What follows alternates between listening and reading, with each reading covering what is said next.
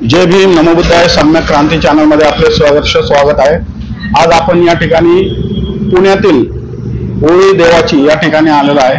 आपण पाहत आहात की गेल्या 15 दिवसापासून 8-10 दिवसापासून आपण पाहत आहात की त्या ठिकाणी बुद्ध मूर्तीची चोरी झालेली आहे आणि डॉक्टर बाबासाहेब आंबेडकर यांचा पुतळा यांचा फोटो चोरी झालेला आहे।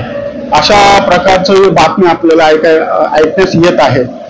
आज आपल्या सोबत ऋषिकेशजी बहुले हे आपल्या सोबत आहे। जय भीम।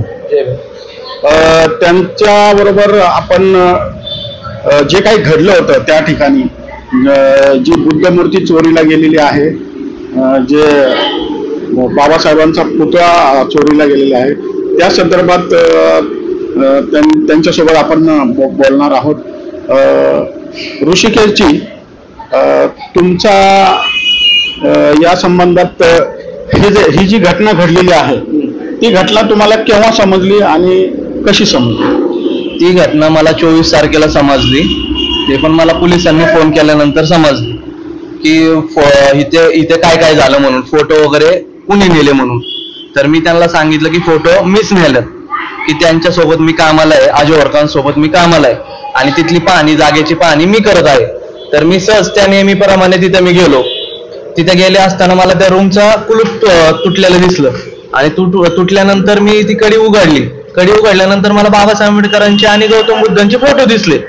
तर मी म्हणले अचानक फोटो कोणी ठेवले? तर इथं विटंबना न होण्यासाठी आणि इथं कुठल्या गोष्टी न चुकीच्या होण्यासाठी मी ते फोटो माझ्या घरी नेले आणि फोटो घरी नेल्यानंतर मी ते व्यवस्थित ठेवले।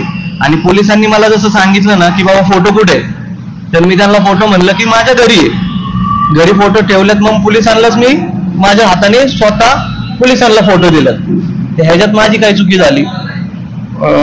ऋषिकेशजी, तुमचा पूर्ण परिचय काय? तुम्ही कुठे राहता आणि तुम्ही पण बौद्ध समाजाचे आहेत, तर त्याबद्दल तुम्ही काय सांगा? तुमचा स्वतःचा परिचय काय आहे? मी ऋषिकेश अजित बहुले, राहणार होळी देवाचीच। मी अतुल बहुलेचाच सक्का चुलत भाऊ आहे। त्याच्यामुळे मी अशी गोष्ट ही करणारच नाही।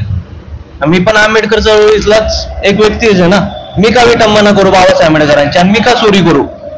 त्यांनीच चुकीच्या गोष्टी केलेल्या आहेत ना, तर ह्याच्यावर माझी काय चुकी? जे बौद्ध विहार ज्या ठिकाणाहून मूर्ती आणि फोटो चोरीला गेले बाबासाहेबांचा असं सांगण्यात येतात, ती जागा नक्की काय आहे, कोणाची आहे आणि त्या ठिकाणी तुम्ही कधीपासून जाताय? कशा प्रकारे ती जागा आहे? त्या जागेचा काय संबंध आहे नक्की? ती जागा एक तर आजोवरकांची आहे। पहिली गोष्ट, माझ्याकडे सगळे पेपर आहेत, त्या जी ते म्हणतात बुद्ध विहार आहे त्याची नोंद केलेली पावती आहे माझ्याकडे। ही नोंद केलेली पावती त्यांचा हे 7/12 जागेवरचा 7/12 हे जागेवरचे 7/12 त्यांचं खरेदी खत 2012ला झालेलं हे खरेदी खत आहे आणि टॅक्स पावती पण आपल्याकडे सगळ्या गोष्टीच्या आहे। खरेदी खत ओरिजिनल आपण पाहू शकता, त्यांच्याकडे ओरिजिनल खरेदी खत आहे त्या जागेसंदर्भात। आणि आणखी काय आहे ते पण खरेदी खत आहे आणि 7/12 आणि टॅक्स पावती टॅक्स पावती। बर, ठीक आहे। मग तुम्ही त्या ठिकाणी जे अजय होळकरचा तुमचा काय संबंध? त्यांच्याकडे मी कामाला आहे। किती वर्षापासून? आजपर्यंत 4-5 वर्ष झाले असेल मी त्यांच्याकडे कामाला आहे। त्यांच्या जागेची देखभाल करतो मीच स्वतः, त्याच्यामुळे काय हेच नाही। मग आता सध्या काय परिस्थिती आहे? म्हणजे आता काय चाललंय की माझ्या गुन्हा दाखल होण्यासाठी अतुल बहुलेंनी जे आंदोलन चाललंय त्याचा मी विरोध करतो त्याला, की का की ते माझ्यावर बिनफुकट म्हणजे नाही का चुकीचा आरोप करत आहे ते। त्यासाठी मला तुमच्या समोर, मला समाजासमोर बोलायचं होतं की समाजाचा तो समाजाला चुकीची माहिती दिलेली आहे त्यांनी, की इथून मूर्त्या चोरीला गेल्या। समाजाचा तेढ निर्माण करण्याचं त्याचं राजकारण चालू आहे। पण या प्रकरणामध्ये त्यांनी अजय होळकरचं नाव घेतलेलं आहे, तुमचं नाव घेतलंय का त्याच्यामध्ये? माझं तर नाव घेतलेलं नाहीये, पण त्याला जसं पोलिसांनी सांगितलं की हे तुझ्या सख्या चुलत भावानेच नेलेलं आहे ऋषिकेश बहुलेंनी, तर तो सांगतोय पोलिसांना की बाबा त्याच्यावरच गुन्हा दाखल करा। बरं, त्यांनी जे विहाराच्या बाबतीत सांगितलेलं आहे की त्या ठिकाणी विहार आहे, त्या ठिकाणी विहार कधीपासून होता आणि त्या ठिकाणी वंदना वगैरे काही ते विहार होतं का? म्हणजे नेमकं वंदना वगैरे त्या ठिकाणी चालायच्या का? नाही, तिथं बुद्ध विहार नाहीच आहे. आणि ते फक्त आता त्यांनी फोटो ठेवल्यानंतर, फोटो मी घरी नेल्यानंतर ते जे चाललंय त्याच्यानंतर त्यांनी बुद्ध विहार म्हणून स्वतः नाव टाकलंय. त्या रूमचे माझ्याकडे फोटो आहे आधीचे, ते फोटो पण तुम्हाला मी दाखवतो.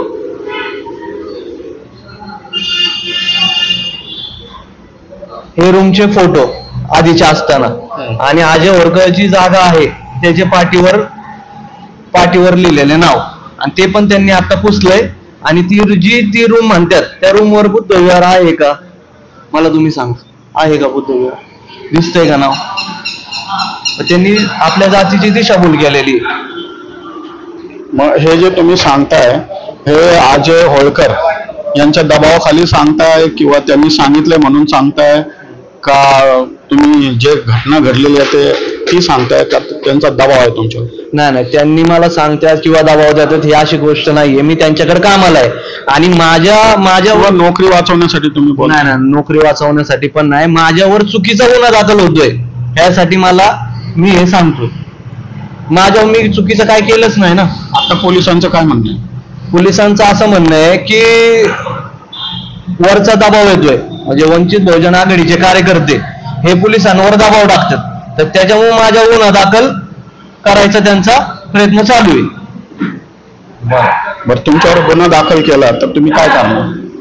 मी आंदोलन चालू करणार, उपोषण चालू करणार मी पोलिसांविरोधात, की माझ्यावर अन्याय झालाय याच्या विरोधात मी पोलिसांचा निषेध करणार. बरं, तुम्ही स्वतः एक बौद्ध आहात, तर मला एक सांगा की तुम्ही म्हणजे समाजाबरोबर तुम्ही काम करता का? जयंतीमध्ये किंवा बौद्ध पौर्णिमा असेल, आंबेडकर जयंती असेल किंवा इतर जे काय बौद्ध समाजाचे जे काही सण आहे त्याच्यामध्ये असता का तुम्ही नेहमी इन्व्हॉल्व? स्वतः मी आमच्या इथं आंबेडकर जयंतीमध्ये स्वतः मी सहकार्य सगळ्यांना करतो. आम्ही सगळे मिळून जयंती करत असतो. दरवर्षी 2014ला आम्ही उरी देवाची मध्ये जयंती करत असतो. कोणत्या मंडळाच्या मार्फत, कोणत्या विहाराच्या मार्फत? पंचशील मित्र मंडळ. आणि सिद्धार्थ नगर मध्ये विहार आहे, ते एकच गावामध्ये विहार आहे, दुसरीकडे कुठे विहार नाही. त्या ठिकाणी तुम्ही सक्रिय आहात का या सगळ्या समाजाबरोबर? हो, सक्रिय आहे समाजाबरोबर. कोणत्या कार्यात सहकार्य असतं? सगळ्यात ऑल, म्हणजे जे आपले ज्या गोष्टी होत्या, बुद्ध पौर्णिमा म्हणा किंवा आपल्या समाजाचा कुठलाही कार्यक्रम म्हणा, जयंती म्हणा, किंवा सगळ्या गोष्टी तुम्ही सहकार्य असतो. जयंती कशा प्रकारे साजरी करता तुम्ही? चांगल्या पद्धतीने करतो आम्ही जयंती. सांगा, जयंतीचं स्वरूप कसं असतं तुमचं? सकाळी आम्ही चौकात आमच्या बाबासाहेब आंबेडकरांची पार्टी आहे, तिथं बुद्ध वंदना घेतो. त्याच्यानंतर आम्ही एक ग्रामपंचायत मध्ये रॅली काढतो. तिथे जाऊन ग्रामपंचायत मध्ये आम्ही फोटोवर हारबीर घालतो, तिथं सगळ्यांचे सत्कार वगैरे करतो.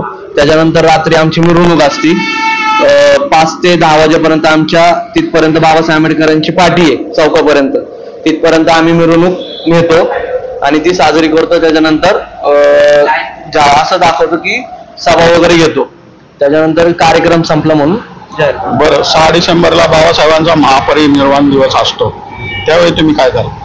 बाबासाहेब आंबेडकरांच्या फोटोला वगैरे हारबीर घालतो, तिथं बुद्ध वंदना घेतो आणि सगळ्या समाजाला बोलून आम्ही तिथं थोडासा कार्यक्रम करतो.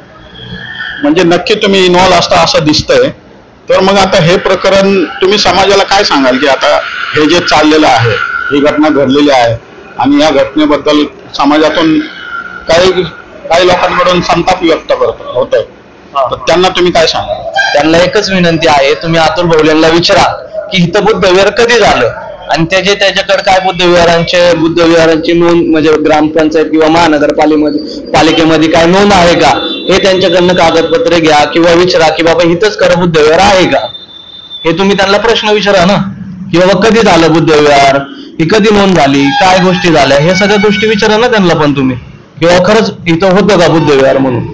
मग नेमकं तिथं काय आहे? तिथं शेतीसारखं दिसतंय सगळं, तर नेमकं तिथं काय आहे? तिथं प्लॉटिंग साठी ती जागा घेतलेली अजय होळकरांनी. त्या प्लॉटिंगची ती एक रूम आहे, त्या प्लॉटिंगच आहे सगळ्या गोष्टी. तर आपण बघू शकता की हे जे काय प्रकरण आहे ते प्रकरण यांनी जसं सांगितलं ऋषिकेश भोवले जे त्या ठिकाणी काम करतात, कार्यरत आहेत, बौद्ध समाजाचेच आहेत. त्यांनी सांगितल्याप्रमाणे तर त्या ठिकाणी बुद्ध विहार होतं असं काही प्रथमदर्शनी निदर्शनात येत नाही. त्यांनी या संदर्भात जे पक्षाचे नेते आहेत, म्हणजे बौद्ध समाजाचे नेते आहेत, आंबेडकर चळवळीचे नेते आहेत, त्यांच्याकडे पण हे सगळं प्रकरण सांगितलं आणि या प्रकरणामध्ये लक्ष घालावं अशी सुद्धा विनंती केलेली आहे. त्यांनी सुद्धा यांना हे केलेलं आहे की या प्रकरणात आम्ही लक्ष घालणार आहे. तर आपण बघू शकता की सत्य परिस्थिती काय आहे हे पडताळून पाहणं हे बौद्ध समाजाचं, आंबेडकर समाजाचं, आंबेडकरी समाजाला, बाबासाहेबांना मानणाऱ्या वर्गाचं हे आपलं कर्तव्य आहे की जी काय परिस्थिती आहे ती आपण समजून घेतली पाहिजे, जाणून घेतली पाहिजे आणि नंतर त्याच्यावर प्रतिक्रिया दिली पाहिजे.